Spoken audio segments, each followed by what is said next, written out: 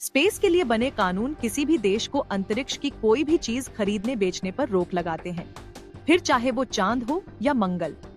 अगर व्यक्तिगत तौर पर लोग अपना फ्यूचर सिक्योर करने के लिए चांद पर जमीन लेना चाहें, तो इस पर रोक के लिए कोई संधि नहीं है। यही वजह है कि एलन मस्क मंगल पर तो बाकी देश चांद पर कॉलोनी की बात करते रहे हैं।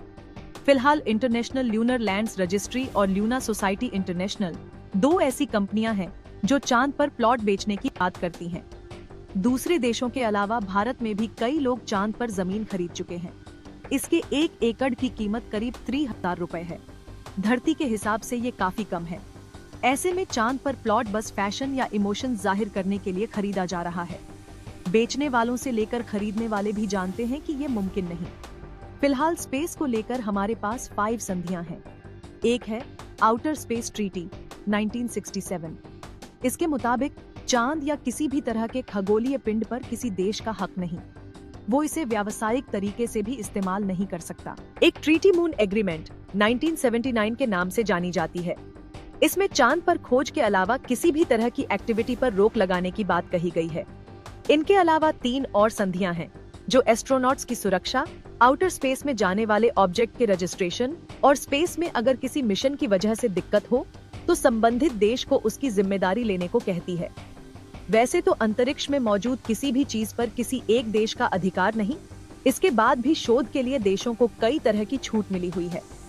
मसलन अगर कोई देश चांद या किसी एस्टेरॉइड पर माइनिंग करता है तो उससे निकली हर चीज उसकी होगी। अंतरिक्ष में कई तरह की बेशकीमती धातुएं हैं, जैसे प्लैटिनम और हीलियम। अमेरिका, चीन और यूएई जैसे कई देश अब खुदाई करके इन चीजों पर कब्जा चाहते हैं। हालांकि ये उतना आसान नहीं। दूसरे ग्रहों पर माइनिंग बेहद खर्चीली और जोखिम से भरी प्रक्रिया होगी। अंतरिक्ष में खनन के लिए सबसे ज्यादा जरूरत है तो बेशुमार फंडिंग की, जो पृथ्वी के बाहर खुदाई के लिए जरूरी उपकरण, मशीनें, रॉकेट, तकनीक, ऊर्जा के स्रोत पर शोध करने में मदद कर सके। इस उद्देश्य की सबसे बड़ी जरूरत ही इसकी सबसे बड़ी चुनौती है। ज्यादातर बैंक, कंपनियां या दौलतमंद लोग इस मिशन पर पैसा फूंकने में हिचकिचाते रहे हैं। ऐसा इसलिए है क्योंकि स्पेस माइनिंग में पैसा लगाना दुनिया का सबसे महंगा सौदा साबित होने के बाद भी मुनाफे की गारंटी नहीं देता। साथ ही ये दलील भी दी जाती है कि अगर स्पेस में खनन से भारी मात्रा में बहुमूल्य चीजें मिलने लगे तो उनकी कीमत ही खत्म हो जाएगी।